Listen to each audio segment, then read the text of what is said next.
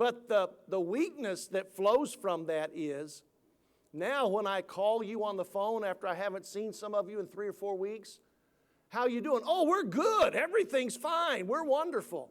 And I have no clue how you are. Because we're tough and we have generations of strength, and we know that life isn't easy, and we're just going to deal with what comes and we're going to make it work. That's how we live.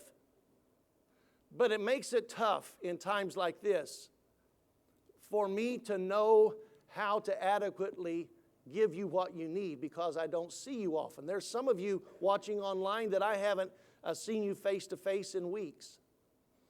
And you tell me you're good, and I believe you, but I also know that life produces things, and drift is one of the things that happens. And I know when we're not worshiping and we're not in the presence of the Lord on a regular basis, and I'm talking about like a Sunday night where the Spirit just drenches us, or a Sunday morning when we're moved by His presence. The longer we go in between those meetings, the easier it is for us to become accustomed to not having that. And our guide then, and our values and our norms and our natural responses also adjust. And so I'm telling you why this morning I feel strongly to preach what I am going to preach to you today. And so you'll hear some things repeated. For instance, on Facebook, you'll see these memes that pop up, and it says, one of them, that all of this stuff that's happened has forced the church to leave the building. And people are celebrating that the church is no longer just in the building, but it's everywhere. But as I asked you the other day, has the church left the building, or did we just go home? Because I think for a whole lot of us, we just went home. And that's not what God wants us to do. And so this morning I want to talk to you about mankind's greatest invitation. Winston Churchill said, "It's not enough to have lived. We should be determined to live for something." And Mark Twain, he said, "The two most important days in life are the day you were born and the day you discover why." And then Og Mandino, he said, "I am here for a purpose, and that purpose is to grow into a mountain, not to shrink to a grain of sand. Henceforth will I apply all my efforts to become the highest mountain of all, and I will strain my potential until it cries for mercy." A philosopher from the French Renaissance, Michel de Montaigne, he said, "The soul which has no fixed purpose in life is lost. To be everywhere is to be nowhere." This morning, God did not make you to simply be tossed by the tempest of whatever wind happens to blow on that particular day. But God made you in His likeness and image, and He filled you with His Spirit, or at least that's His desire to do it if He hasn't, so that He could transform you and you can find your purpose and your reason for being on this planet. And this morning I want to remind you that we have an opportunity to accept mankind's greatest invitation. One of the great, matter of fact, he's the 19th best-selling author of all time. Now, I like some of his writing, but some of the stuff that he's really famous for, I detest. But Stephen King is a great writer. And he says, "I can't see myself doing anything else."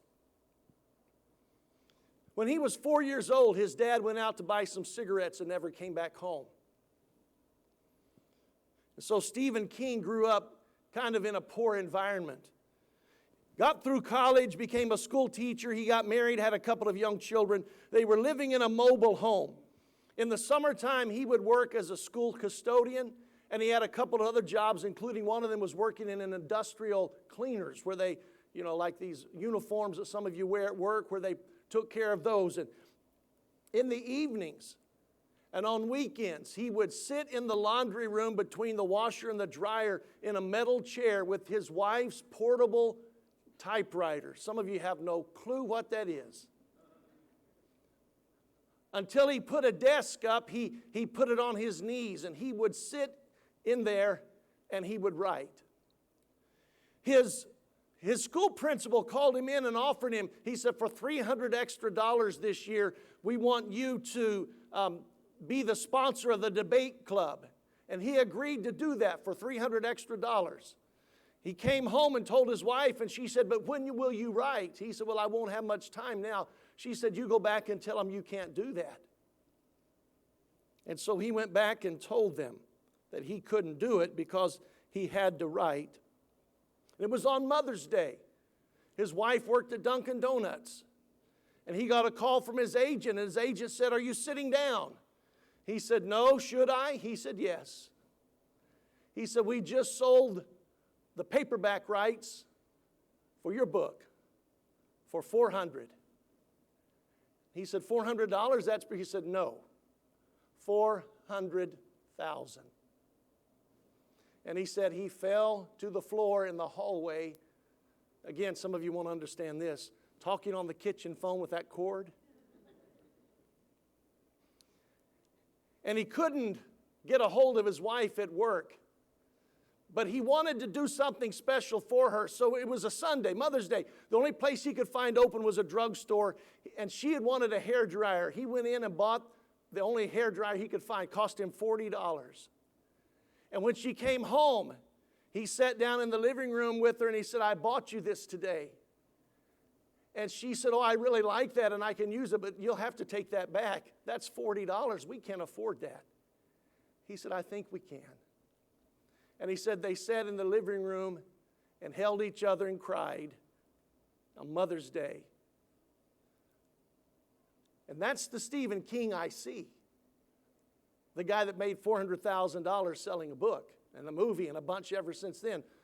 But I forget about the Stephen King whose dad walked out when he was 4, and the Stephen King who worked in the school teaching and came home after school and sat down in a metal folding chair in a laundry room for years. I told you on our Father's Day sermon about a guy by the name of Ken Burns. We talked about him briefly. Remember, his first memory is being in a dark room with his dad while they're developing film, and his dad's got him in his left hand, and he's shaking that little developing tray with chemical in it in his right, and he watches that negative come to life in front of him. That's his earliest memory that he declares.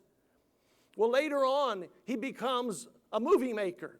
And he's a young man, and he's just shot a lot of film in New York City where he's living and where all this activity centers around, New York. That's the city where everything's happening. And he has all this film for a great documentary. But now he has to edit it and put it together and find a distributor, and he's running out of money. And nobody now will invest he's just a young kid. And he realizes, I've got to find a job. And if I find a job, I'm not going to have time to do this. And I either have to move away from this exciting place where all my friends are and where everything's happening, or I have to get rid of my dream. I have one of two options. And so he moved from New York City, found a place in New Hampshire where he said that he could live for nothing. And he still lives there. But that's where he, living on nothing and eating whatever he could come up with, was able to do what it required for him to see his dream come true. And that probably didn't excite many of you, but I know some of you guys are impressed with Navy SEALs. I know I am. Supposed to be one of the most difficult training that anybody will ever go through, especially in the military, although the Air Force parachute jumpers, they say that theirs is tougher. But I'll let them fight it out because I couldn't qualify for either. But in the middle of their training, as they get toward the end, they got a few weeks left, they have what they call Hell Week. And it's 5.5 days where they attempt to create the physical, emotional, and psychological stress that a person will experience in a time of war. And within 30 minutes of it beginning at midnight on a Sunday night, that SEAL in training is already soaking wet. And they will send him back to change clothes for the next couple of hours until every bit of clothing he owns and has there at that training facility is soaking wet. And they'll take them down and they'll run them into the surf of the Pacific Ocean where the water's always cold. And they'll get them out and force them. They'll have them roll in the sand. And they describe it for the next 5.5 days. That sand rubs away your skin and the back of your knees and the back of your neck. You can never get away from it. In the next 5 days, they will run over 200 miles for 20 hours a day. They will do physical training. In that entire 5.5 day period, they will only sleep 4 hours.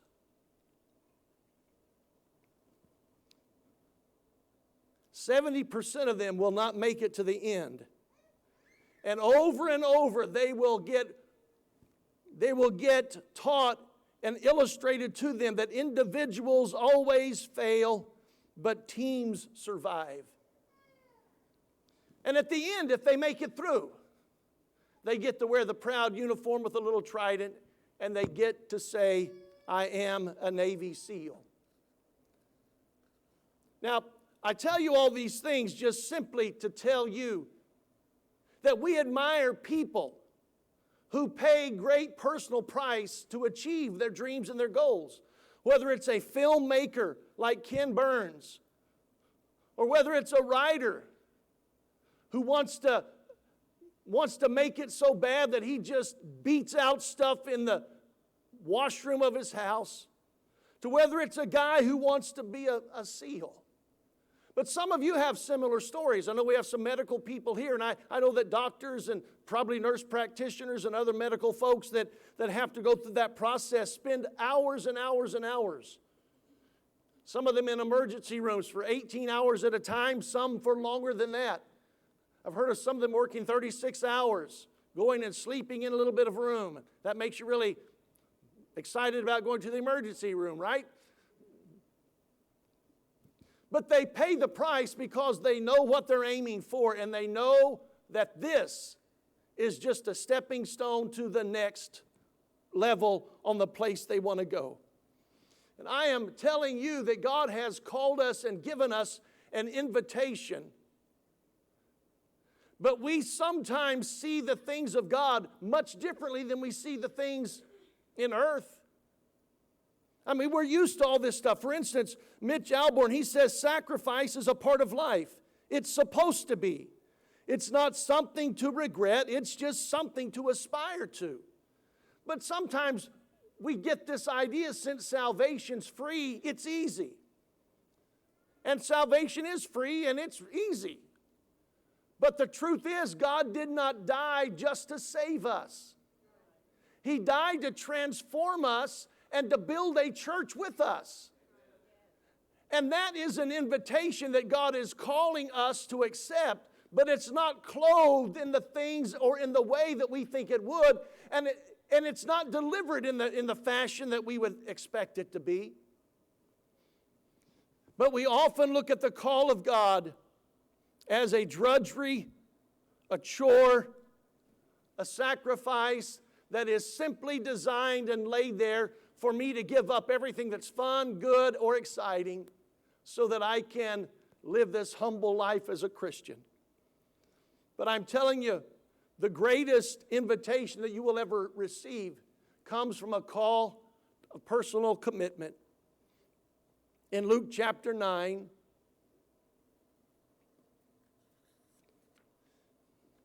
and there in verse 23, where Jesus turns to the group around him and he says, and he said to them all, everybody say all.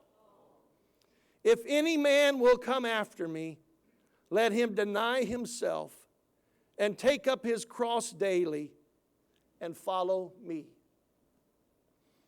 The world's greatest invitation, Mankind's greatest opportunity comes from a portion of Scripture that we read and immediately want to skip to the next verse and get past it. But notice there's some things that are interesting about this. Jesus had not yet said anything about dying on the cross. He hadn't borne his cross yet. And yet he's telling these guys, if you want to go where I'm going, pick up your cross. You see, we all have a cross, and we all know that, and we all accept that. But for most of us, we're content. We're content just to let our cross sit here. This is my cross. And it keeps me tethered. I can't get too far away from it. And I'll go out here, but it'll pull me back. But Jesus, he said, if you want to follow me, knock it over. Pick up your cross and follow me. Now, when he said, if any man will come after me, he's basically saying, it's a different word there. If any man will come after me, he's got to pick up his cross and come. But when he gets to that end of that verse and he says, pick up his cross daily and follow me, that follow me means, basically it says, be in the same way with me. Be my partner. If you want to come with me, I haven't got my cross yet. He hasn't gone near Calvary yet. But he's already telling them, if you want to be what I am, if you want to go where I'm going, if you want to be part of this, then pick up your cross every day. Don't just sit it there and, I got a cross and I can't do that. I can't go there and I can't be like them and I've got to dress like this and I can't use that word and I can't drink that stuff and I can't, and because I got a cross.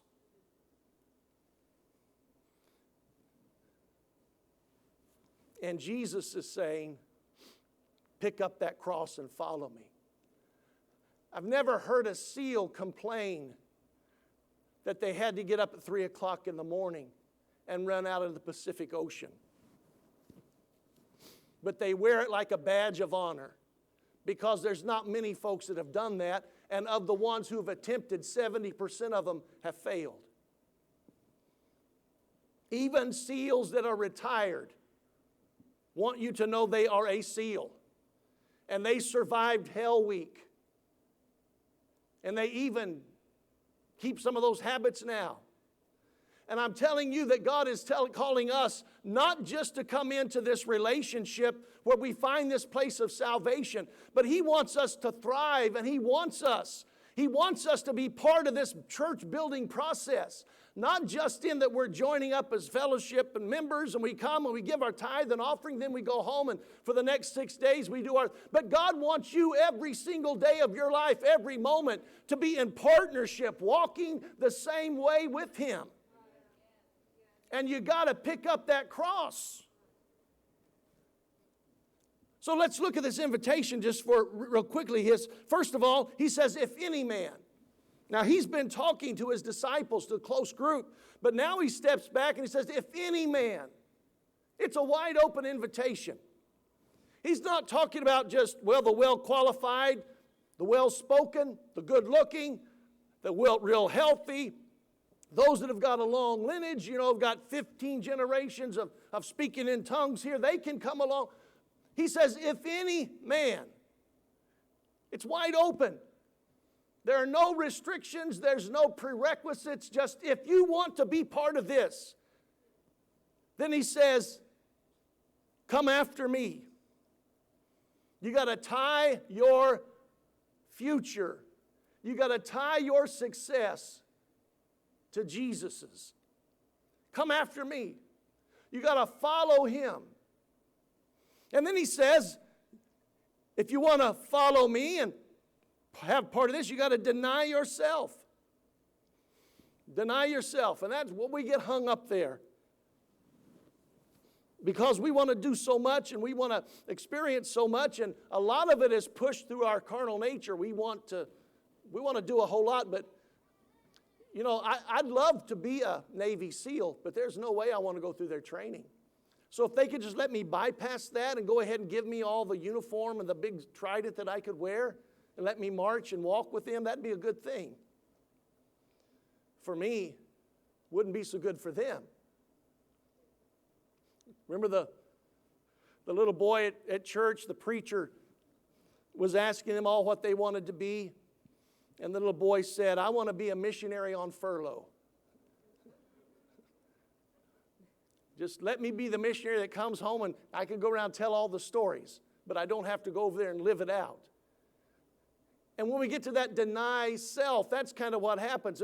We don't want to, but in denying self, you see, you cannot serve two masters, right? And denying self is not about us becoming some mistreated second-class person. It's not about us not being able to enjoy life. It's about us focusing in on who is my master.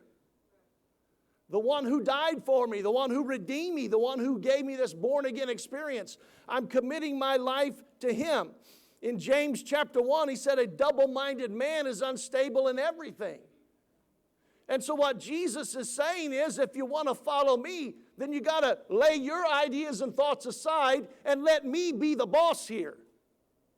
Deny yourself and follow me. Take up your cross every day and be in the same way with me. Now, I know this seems a little strange, but look at some of the men that Jesus called.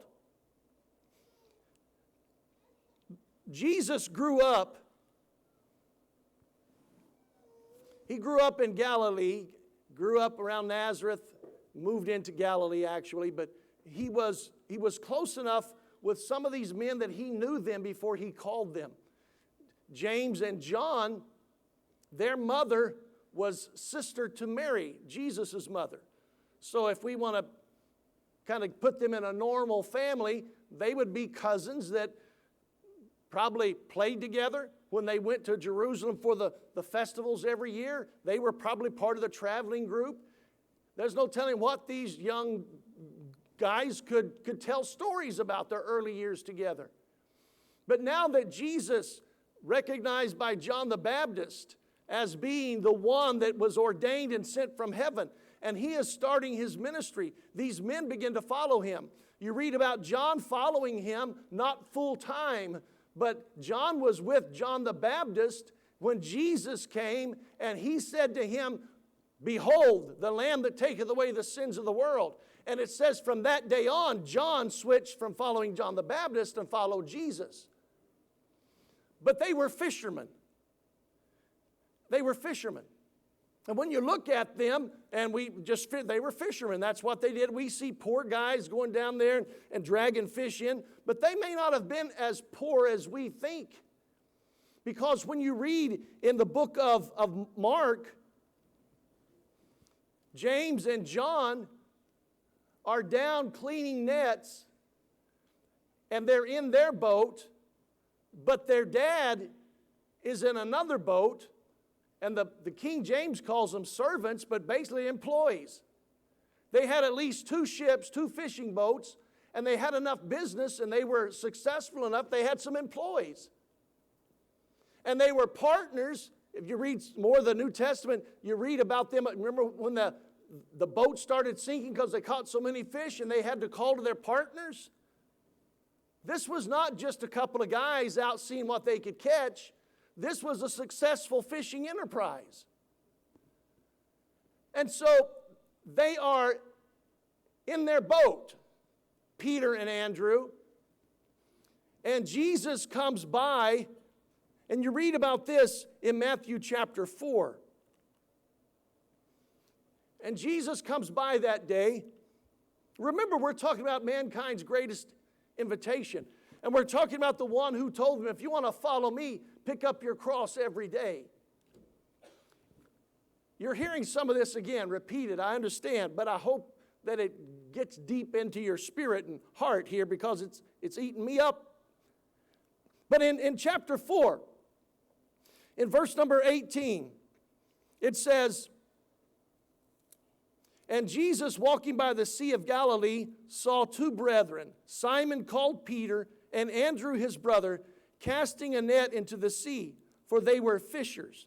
Now, this makes it sound as if this is the first time he's met them, but it's not. And he saith unto them, follow me, and I will make you fishers of men. Notice, Jesus did not say to these guys, look, guys, I've only got 3 years. I'm going to be nailed to a cross. I'm going to be beaten. This whole community is going to come out and jeer at me. They're going to call me names. They're going to laugh. And I've only got 3 years to go. I don't have a house to live in. I'm going to have to go from town to town, community to community, because my passion and my burden is to save the lost. I've got to preach. My back's going to be beat. It's going to be a rough life, and I just need some committed men. I need some guys that are willing to leave all this behind, who'll give up everything and just come follow me. He didn't make that appeal to them. He walked up to this successful brother fishing partnership, and he says, follow me and I'll make you fishers of men. Now, understand, these guys probably were fishermen because their dad was a fisherman, and he was a fisherman because his dad was a fisherman. And they probably learned the ways of this sea from the time they were just little boys. From the time they could just toddle around, they probably came to the boat with dad on occasion. They grew up smelling the water.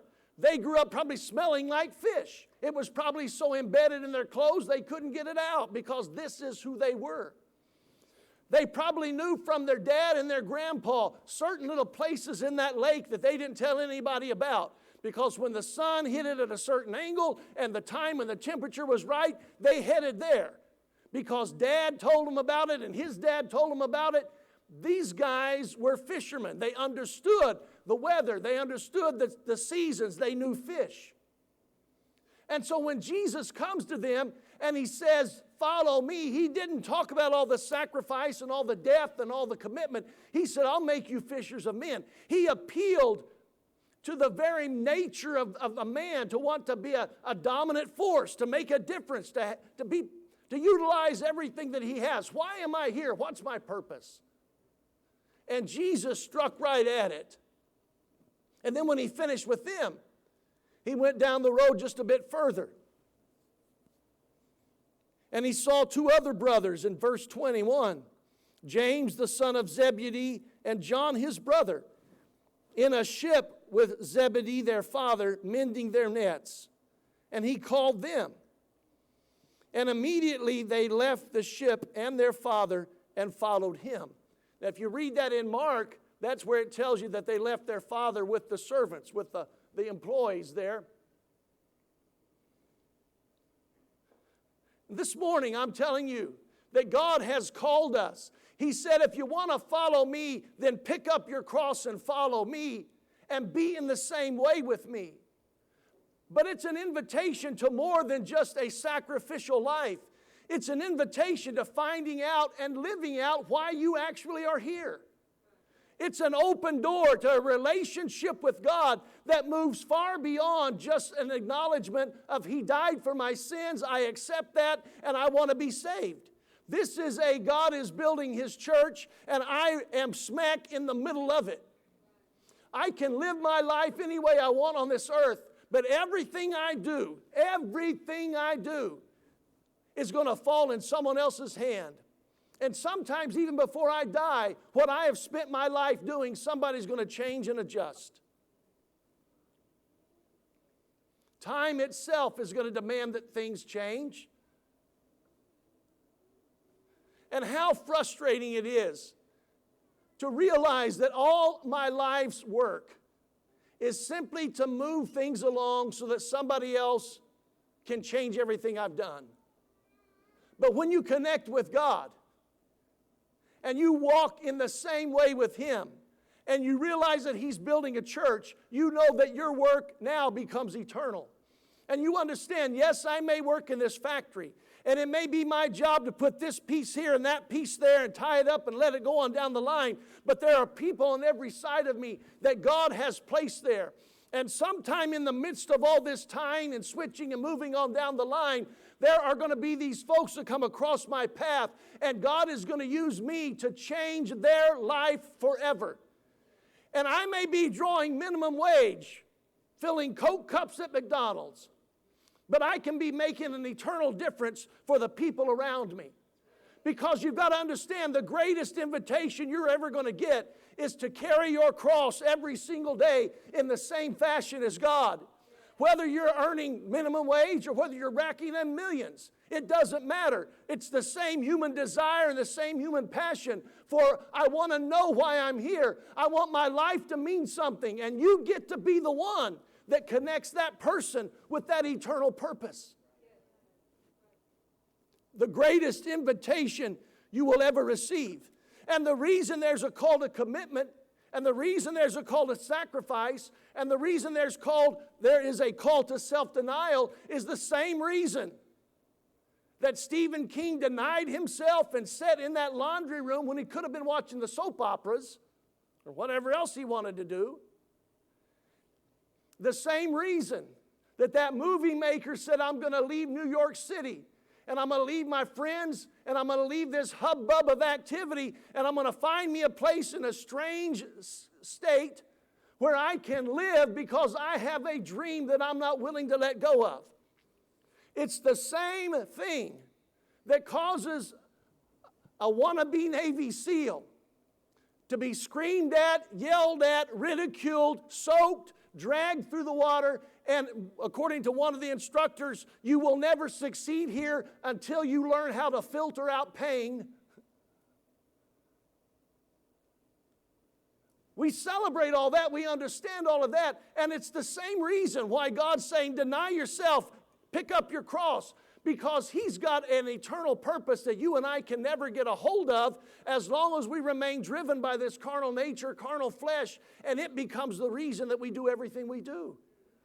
There is a call that God has upon us, and that's why I tell you, we may be a small church in the middle of an insignificant part of the world as far as other people know, but yet this can be an impacting church whose reach is far beyond that of any other, if you and I will just understand this treasured call that is ours.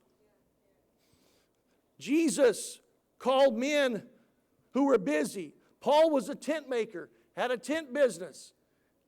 Not only did he make tents and pay for his own way, but it appears in a couple of places where you read that he also paid the way of his own missionary team through his tent making business. Going back into the Old Testament, Elisha was plowing with 12 pair of oxen. Back into the New, Matthew was a tax collector. These guys were doing things. They were busy. David in the Old Testament was tending sheep. Saul was chasing his farm animals when God anointed him king. And even back into the book of Exodus, when the children of Israel came out of Egypt, they had been slaves for they had been in Egypt for 430 years. For the majority of that time, they had been slaves. Initially, they were not slaves. So in the last several generations that had been born there, all they knew was slavery. They were not Harvard educated. They were making bricks out of straw and mud. And the Lord tells Moses, I'm giving you a plan for this magnificent tabernacle. It may not be much on the outside, but the instruments and the furniture are going to be incredibly designed. And he says that here's how it's going to happen. In chapter 36 of Exodus, the first 2 verses, it says, Then wrought Bezaleel and Aholiab and every wise-hearted man in whom the Lord put wisdom and understanding to know how to work all manner of work for the service of the sanctuary, according to all that the Lord had commissioned. So, in this verse, the Lord found these 2 men who were the leaders and some other men who were wise-hearted, and He put in their heart and gave them understanding to know how to work all the things that God said needed to happen. And then in verse 2, and Moses called these same 2 men, and every wise-hearted man in whose heart the Lord had put wisdom, even every one whose heart, what's that next word? Whose heart stirred him up to come unto the work to do it. When a man's passion moves him to want to do the work of the Lord, God gives the wisdom and understanding to match that passion. These guys were not skilled and trained in this, but they had something in their heart that stirred them up, that when they heard Moses talking about all of this, their heart began to pull them toward that. And God gave them what they lacked. Now, I'm telling you, the reason I am pushing on this, and I know we're getting close to your quitting time. About 4 months ago, I thought this was just a temporary break and that would be kind of interesting for our church. That, they were telling us for a couple of months we would need to isolate, have fewer services, fewer activities. But once spring was fully here and then the summer it would heat up and it would kill this virus and we could find some hope of going back to normal. I don't see a normal in sight. And what concerns me is we are living, and the only way I know to describe it is what the Bible describes as the end time. And there are men and women that need ministered to that we cannot invite to church. I'm not inviting people to church. And I hope that many of you aren't. Because I don't want to invite people to come to church and then have to call them tomorrow and say, well, all 15 of you visitors, you sat right next to a person. I'm so glad you came. No. We're doing our best to keep everybody well, but you understand, right? We're not asking the whole world to come in here. You're all welcome to come, and if they want to come, we'll make room.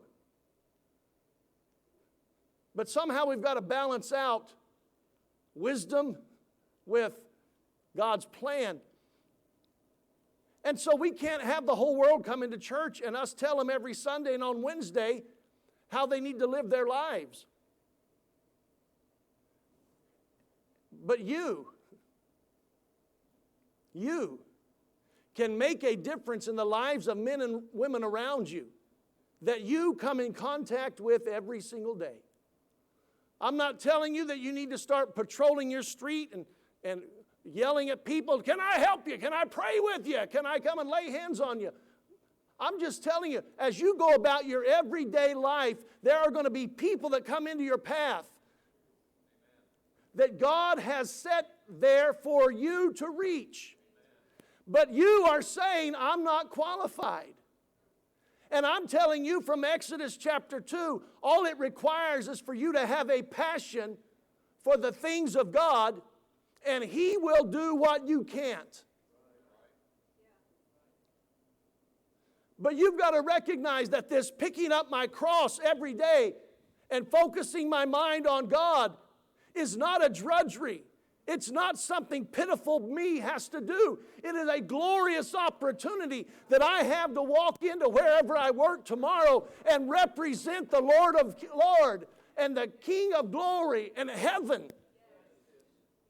And while I'm working, my mindset needs to be readjusted from griping at my boss because he's not keeping things coming and he's not supplying us like he should, and it's hot in here and they don't care about us and they could turn the air conditioner down if they would, but they're too chintzy and cheap. Instead, looking around and saying, who else is affected by this? And in this irritating environment, it's going to cause people to speak up and reveal things about their own nature and about their own life and what they're dealing with. And one of them is going to open a door, and you're going to see the unhappiness, the uneasiness, the worry in their lives. They're going to express something you didn't know about them. Maybe a mom who's just gotten a bad doctor's report. Perhaps a child that's really struggling right now because he can't go to school and his learning is really slowed down. And they would never admit some of those things to you, but in a negative environment that you want to complain about, it just might be an opportunity for you to step up and say, Lord, I've got a passionate heart, but I don't have the wisdom here. And the Lord can give you just a word or just the compassion. But until you pick up that cross every day and say, this is who I am, and I'm not coming because I'm wise, educated, know the whole Bible front to back. I'm coming because the Lord said that if I would pick up my cross and deny myself, then I could walk with Him. And so this morning I am telling you that this end-time pandemic that we're experiencing and all the trouble and struggle in our world of anger being vented, it's a time that I do not enjoy. I love my America, and I want it to be the way it was when I was a boy. And I want it to be the way it was that I heard my dad talk about it when he was a boy. And I want people to respect the flag, and I want people to understand the price that was paid for this, and I want liberty and justice and freedom. But we're in the end time. And you and I have friends, loved ones, and even some folks in this community who we may not know well. But the Lord sees them. And they're not going to be able to come to church. And some of them wouldn't come if we invited them, because there are many folks who, rightly so, are still concerned about being with other people they're not around very often. But you can reach them one-on-one. You can be the minister that touches them without really even talking about being a minister. But you've got to understand and accept that greatest invitation. It's not about me denying myself and having an unhappy life and being this little monk that lives in this little place where I only speak 3 words a year and never smile and never express happiness. When you carry that cross and you unite your purpose with God, that cross is what separates your world from that of God's, and it's what empowers you. It's not a thing to be detested, pushed away, but it's to be embraced. And so today, as I try to stop,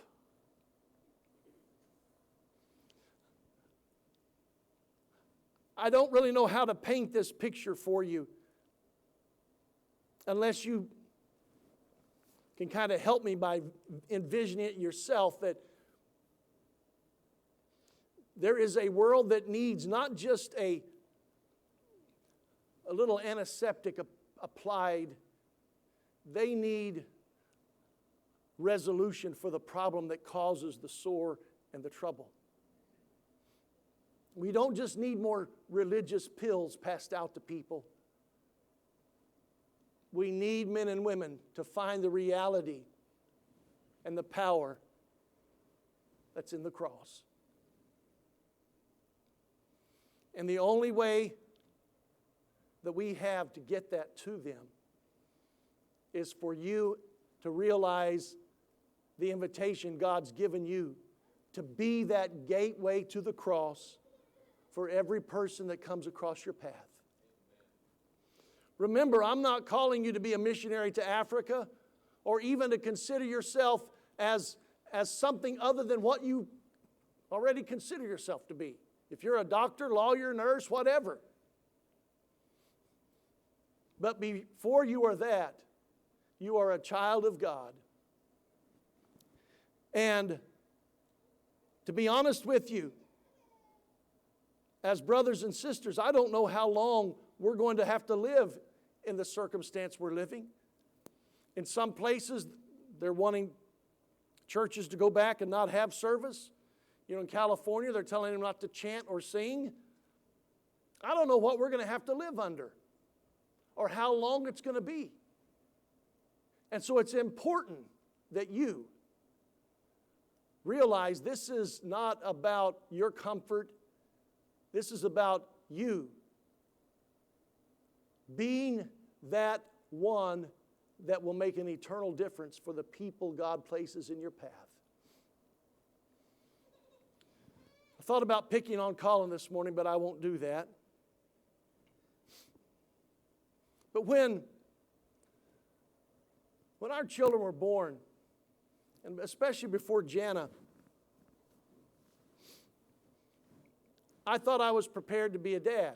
Went to all the classes, on the childbirth stuff. They had some parenting classes. We went to a couple of those, and I'd grown up in a home with a mom and a dad, and I knew how I was treated, so I had I pretty well knew where my switch tree was, and I thought I had it down. I was good to go. And we would talk about having a child, and then we would go home. And then if we wanted to go to the restaurant, we'd go to the restaurant. If we wanted to go to some friend's house, we'd go there. And we'd talk about the baby that's coming, and we'd smile, and then we'd go do whatever we wanted to do. But when you're in the delivery room, and in my case, it was a nurse who turned around and handed that little girl to me, everything inside of me just kind of wilted. And I wondered, am I really ready for this? I don't think I am. Are you sure this is mine? Can I wait a little while? But as I stood there, I realized, I'm not even sure how to hold this thing. And the nurse was showing me, here's how you tuck the blanket.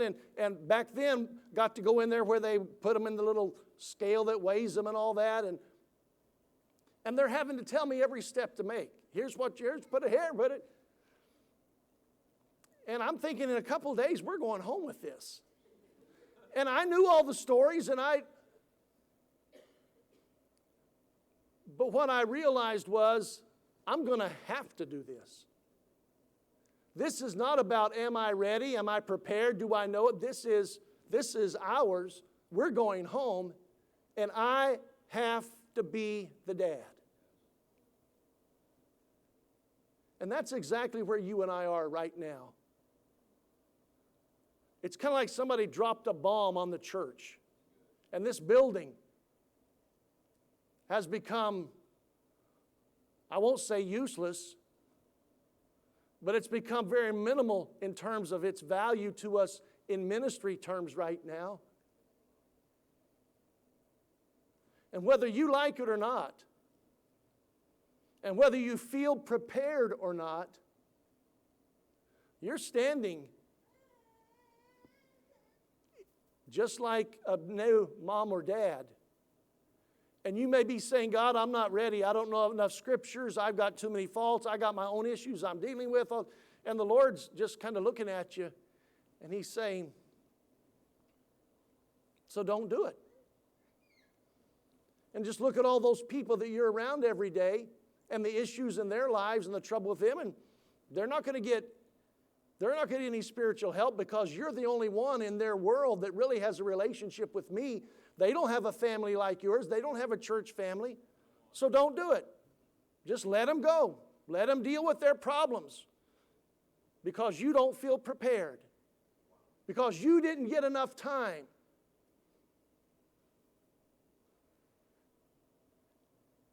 That's where we are as a church. And that's why I've taken the last hour to try to tell you this is a great invitation.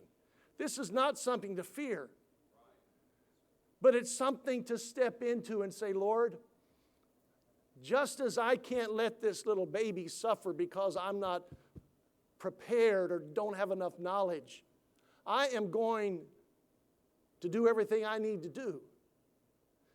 I'm going to be there. I'm going to pray. I'm going to reach. And sometimes all those people need is just somebody that will tell them, you know what, I care and I'm praying for you. And sometimes the answers aren't immediate. I know you've been here a while. I'm thankful for it, but I don't get to preach to you tonight. So give me 7 minutes and I'll quit, I promise you.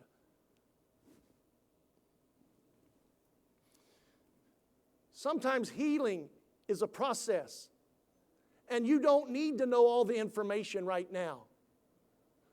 If you knew everything, sometimes you'd dump it all out and it would be more confusing and they wouldn't grasp it. So sometimes with you only having one word that says, you know what, I really don't know the full answer for you, but I do know how to pray. And I do have a church family that prays with me, and I'm going to pray with you. That may be the only thing you need to say up front.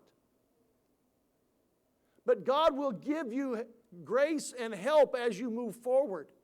Because sometimes people need time. And they need little bits.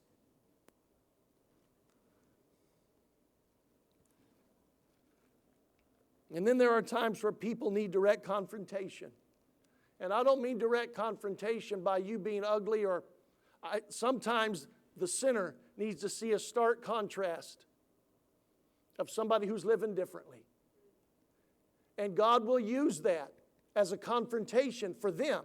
Again, not ugly words or behavior from you, but just when somebody who's living the best they can, carrying that cross every day, they walk in and somebody who's not, there's a contrast. And sometimes there's a conflict in the spirit for that person. And you may not know even that it's happening, but you gotta be that. Folks, this isn't a time where I can pat you on the back and say, just kind of do, you're going to be okay. No. This is a time where we got to man up, woman up, and we've got to say, look, I didn't ask for this. I didn't ask for the world to change, but I'm here. And there are people around me that don't have the power of God in their lives. And I cannot just sit here, go about my business, get in and out as quickly as I can, and let them have whatever they can do with whatever they've got. I've got to walk in the same way as Jesus, and He didn't walk past people. And so if He puts them in your path, He intends on giving you the ability and the grace and the wisdom. So here's what I want you to do.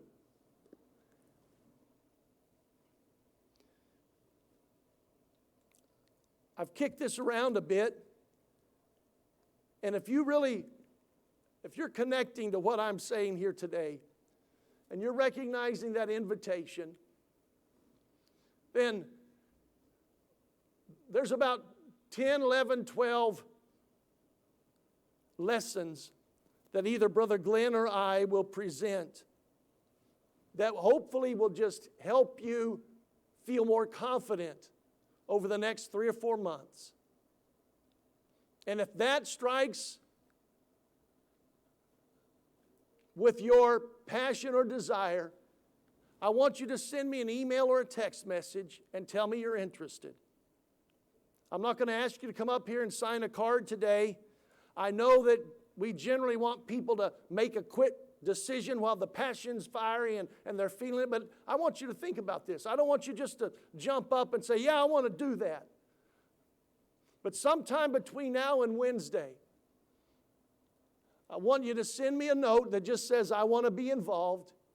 I think everybody here has email or can text. If you can't, you can find me or you can just call me. 676-8500. Doug Ellingsworth at gmail.com. No spaces. Because, folks, the world's changed. And the only way that we're going to be the church is we can't just say the church has left the building when all we did really was just go home. We're going to have to be the church. So if you'll stand with me. Thank you again for your patience with me this morning.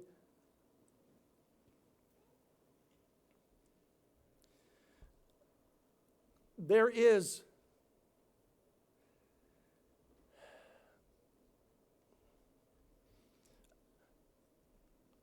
I don't know how to express the stuff that I'm seeing and how it's working in my heart. God hasn't given me insight into what He's doing.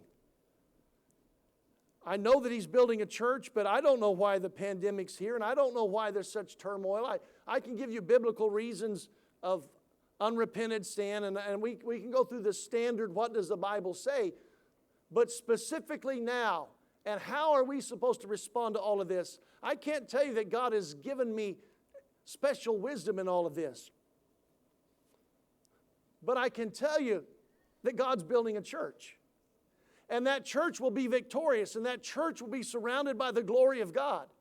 And that church will experience the power and relationship with Jesus Christ that nothing else on earth will ever come close to touching.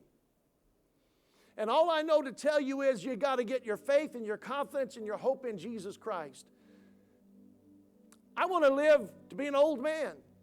Now, got a couple grandboys. I'd like to see them graduate from high school. And if that happens, I'll be almost 70 years old, and I'll still be a young kid. Brother Gene's a little older than that, and I want to be as tough as he is when I get that old. But I don't know what God's plan is for me. Some of my good friends, I've had a few die of the coronavirus, people that I know well and consider good friends. You can't go to the funeral, the whole world. I don't know what's going to happen to me. But I know what's going to happen to the church. And so whether I have a dozen years, 25, 30 years, or just a few days, I want to be connected to that eternal invitation that God's given.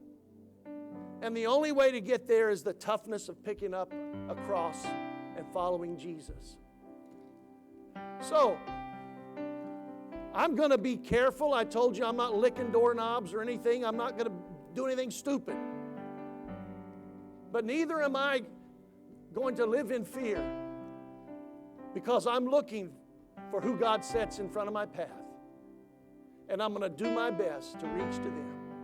And that's the challenge I leave with you today. You can look at this as, I got to do this to be saved, and I don't want to go to hell. And I hope that works, because I don't want you to go to hell. But folks, it's much more than just a fire escape, just to get away from hell. This is an invitation to do an eternal work with God.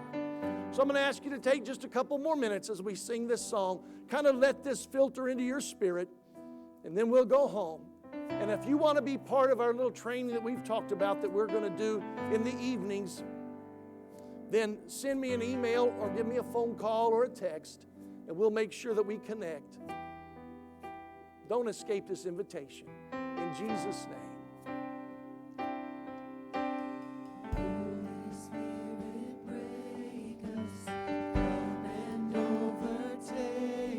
For just a couple of minutes, would you mind just closing your eyes and kind of let the Spirit of the Lord speak to your heart here.